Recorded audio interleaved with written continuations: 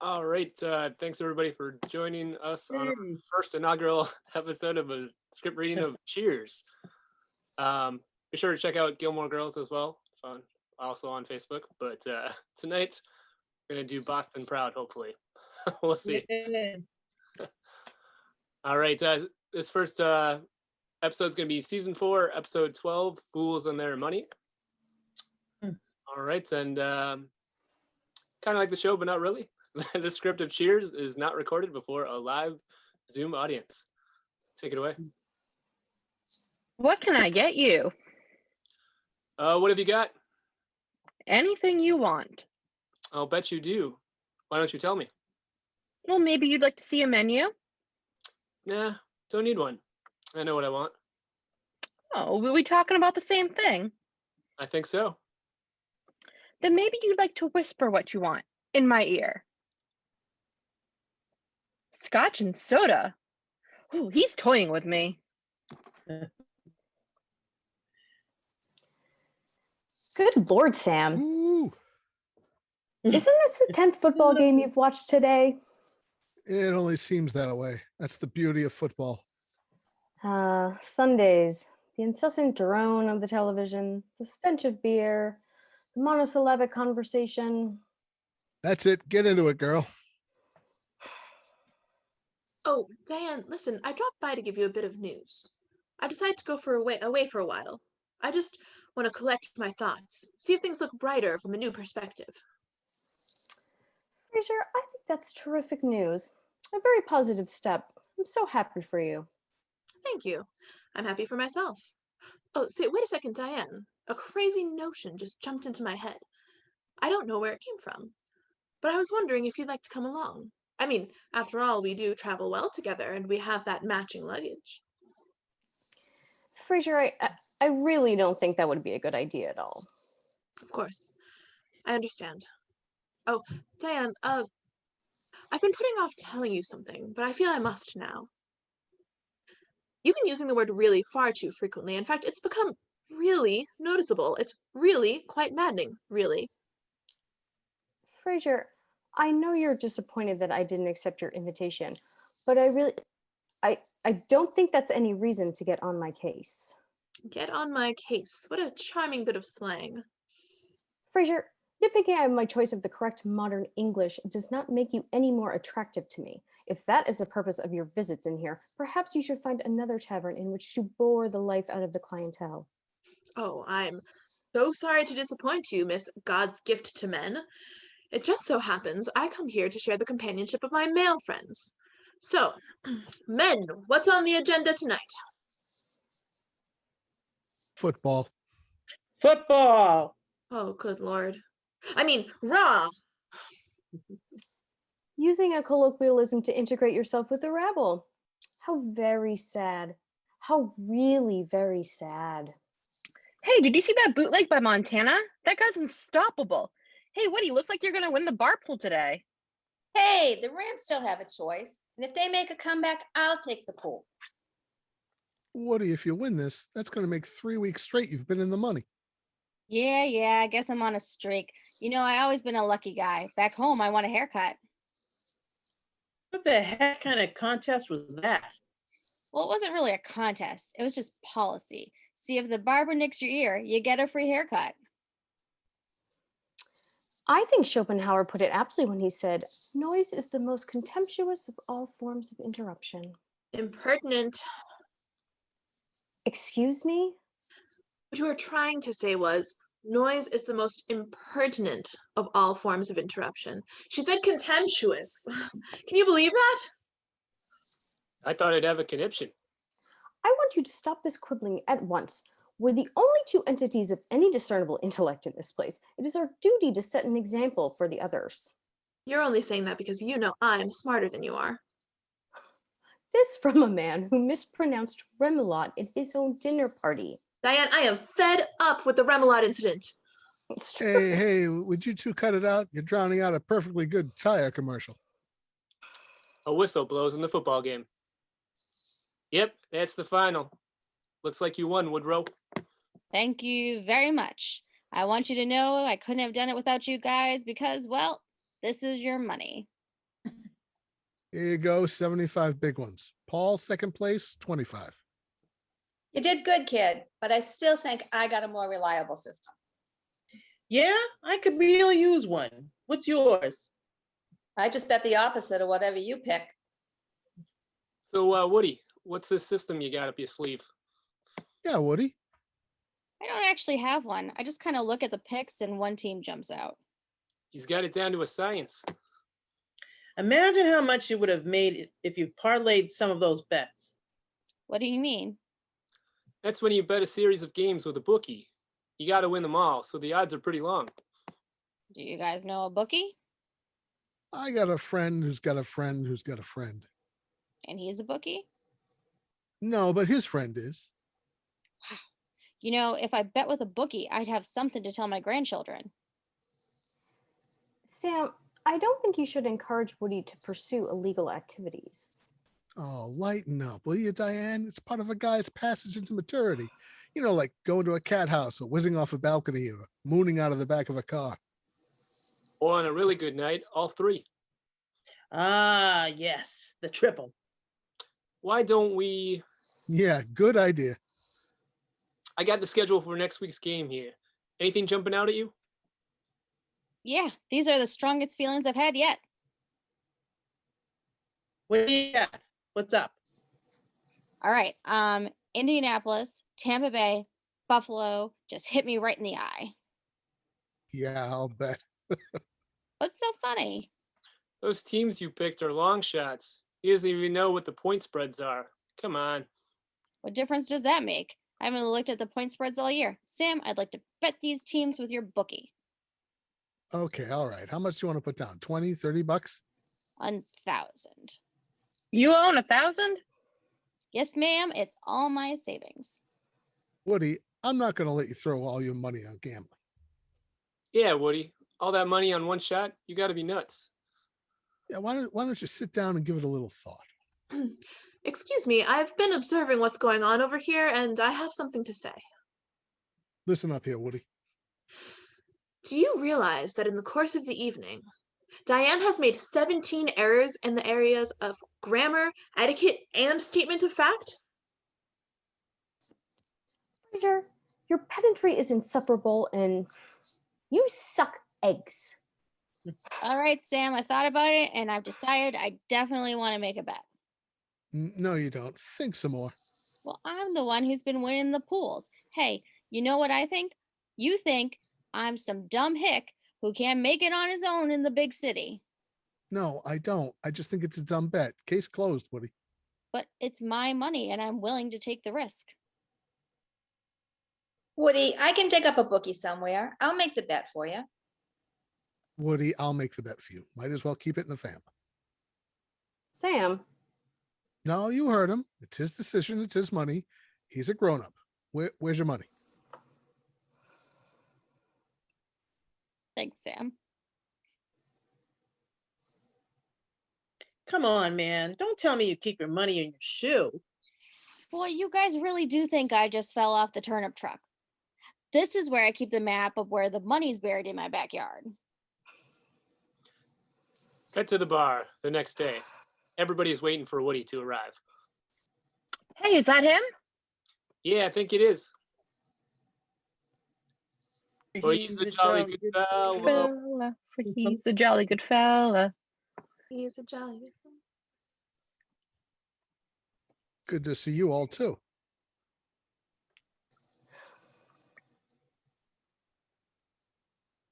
Sorry, Sammy. We thought you were Woody. Yeah, can you believe it? The kid actually hit his parlay. Yeah, I know. That's fantastic, isn't it? So what is this? What are you guys doing? planning a celebration in honor of Woody's good fortune. Ah, celebration. You mean like food, music, drinks, that kind of thing?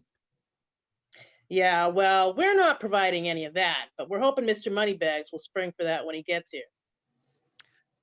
I don't think it's such a good idea to make a big deal out of this. You'd just be encouraging him to gamble more. He won 10,000 bucks. What more encouragement does he need? Oh, fine. Yay! Yay! Woody! Thanks, guys. But guess Guess what? I've got some great news. I won that parlay. We know, Woody. Congratulations.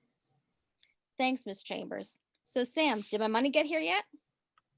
No, not yet. They'll be bringing it by pretty soon. As a matter of fact, I'll make a call right now. Carla, why don't you start that celebration here? Hi, everybody. Diane, listen, I'm here to tell you that I've just spent the most painful week of my entire life. I was ice fishing in sub-zero degree temperatures in Nova Scotia. I don't think I could have stood it for another minute, but it was worth it because every iota of pettiness in me was left back on that frozen tundra. So I'm here just to ask you to please forgive me. Apology accepted. Incomplete sentence. Oh my God. I hope they're still biting. The office door opens and a hand reaches out holding a note.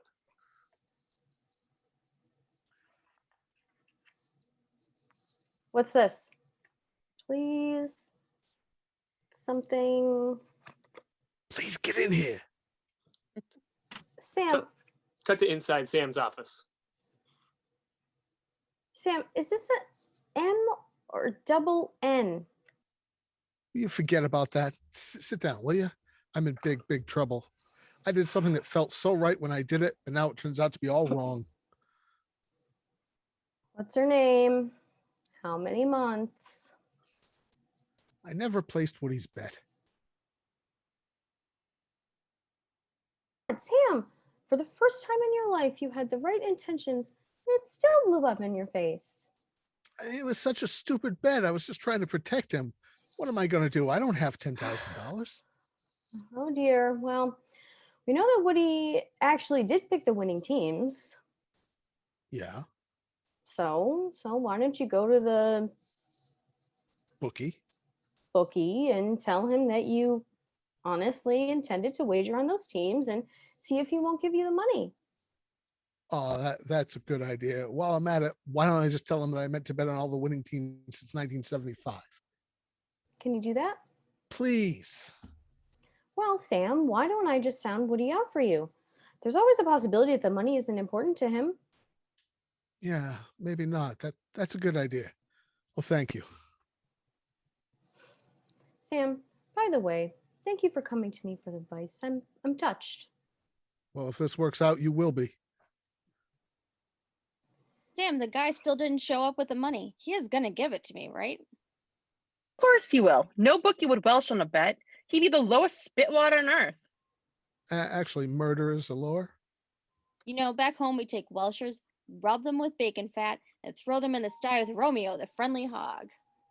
Well, gee whiz. Woody, why don't you and I have a chat? Sure, Miss Chambers.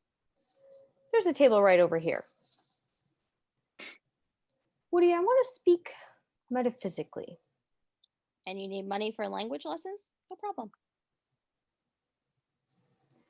Let's start again. What I'm talking about is the meaning of money. What is it worth? It can't buy love. It can't buy friends. It can't buy happiness. You're right. And I already have all those things. So in fact, you have everything.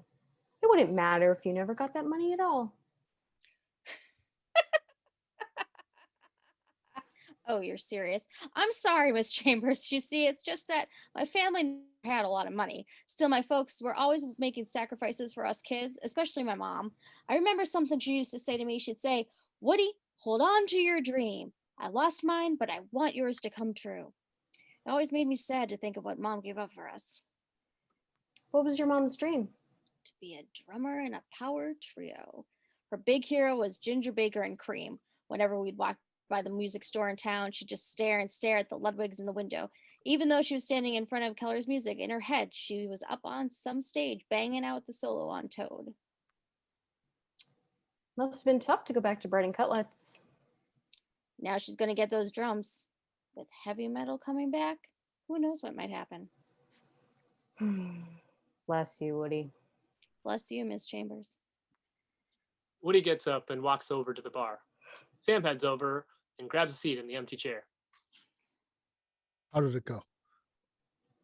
Not well, Sam. feel utterly defeated. Came to me as a friend asking for advice, and I let you down. I know. Is there anything I can do to help you in this time of crisis? Not dressed. Sam gets up and heads over to the bar. Sam, maybe you ought to call the bookie again. Hey, sit down, will you? Woody, you know that old expression, when you win a bet, you never get paid for 8 days? No, but I like it. Well, it's an old Irish expression, which is probably why the bookie hasn't shown up yet. But you know what? It gives you an opportunity to do some financial planning. Financial planning? Yeah, like spreading out the payments over a period of time, just like they do with lottery winners. Lottery winners? Yeah, listen, here's my plan. Now, I'll keep the 10,000 for you, and I'll give you, let's say, $1 a week for 10,000 weeks. Or maybe the deluxe plan, $2 for 5,000 weeks. What do you say? It's a tough choice, but I think I'll stick to the whole thing at once. You're kidding me. You're missing the obvious benefit of spreading out the tax burden. Am I right, Norm? Oh, yeah, great plan. You'll be happy you did it when you reach the age of 412. Let's talk. Woody, come on. Cut to Sam's office. Sit down, Woody. I've been trying to think of an easy way of saying this. I don't think there is any.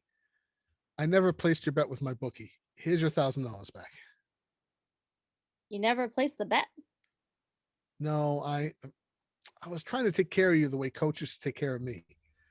And it worked out about as well, too, which scares the hell out of me. Sam, I want to thank you. You're welcome. Wait a second here. Why aren't you going crazy? It's the nicest thing anyone ever did for me. Are you kidding me? I mean, not only did I not make the bet, I lied about it. Woody, you should be going crazy. It was for my own good, Sam. Look, come on, man. Don't do this to me. You're out $10,000 because of me. You couldn't have known how it was going to turn out. You thought I was going to lose. No, wait a second. What difference does that make? Come on, I cheated you out of $10,000. I mean, who do I think I am? You should want to kill me, Woody. It happened. I really don't see the point in getting angry. Oh, now you're not being honest. Now, deep down, you're mad. You know you are. Maybe I am just a little. No, you mean, hell yes, I am, Sam. Still the nicest thing that anyone ever did for me. You're a great man, Sam. Oh, man, you're hopeless. Go on, get out of here. At least let me feel like a jerk in private. Sure, Sam. I'm sorry. No, don't say that. Woody leaves. Then after a moment, he enters again. Sam, What? I can't stand to see you like this. Would it make you feel better if I took $1 a week? Come on, man. $1 a week is meaningless. How about $1 a week and a raise? Nice gesture. Not good enough. Okay. How about $1 a week, a raise, and your Corvette? My car? Not a chance. Why not? Don't be ridiculous. It's my car. But you owe me $10,000. I don't care. I mean, it's my car. You just said you wanted to make it up to me. We're talking about my car, Woody. I see. So you say you're sorry, you say you care, but when it comes down to it, it's just a lot of lip motion. No, I think that stinks. that's good. You're nothing but a selfish, lying creep. That's good. That's good. You're angry. You bet I am. I'm going to go pack my bags. Wait a second. What do you mean? You're my boss and I yelled at you. I can't stick around. Woody, that was just a little yelling. That doesn't mean anything. I know, but I've never yelled at anybody like that before in my life. We can't be friends anymore. Woody, come on. Woody, friends yell at each other. It's okay. Coach and I used to fight all the time, but we were good friends. Really? Yeah, as a matter of fact, it made us closer sometimes. Oh, sure. No, I'm serious. Come here. Listen, Coach was a great peacemaker. He had this little trick. He'd, after a big fight, he'd make us put our arms around each other and sing "Home, Home on the Range." I know it sounds pretty silly, huh? Yeah. Well, do it for me anyway. Come on, Woody. Yeah, there you go. Coach used to start me out on the first few notes. Oh, give me a home where the buffalo roam. and the deer and the antelope play. How long are we gonna sing this? Half an hour. Coach said if you could sing Home on the Range of the Man for half an hour, you couldn't possibly hold a grudge. Where seldom is heard a discouraging word. And the skies are not cloudy all day. You feeling better? I still want your car. Home, home on the range where the deer and the antelope play. The rest of the bar here's the singing coming from the office. His old trick. Oh, good. Everything's okay. A discouraging word. And the skies are not cloudy all day. End scene. Yay. Yay.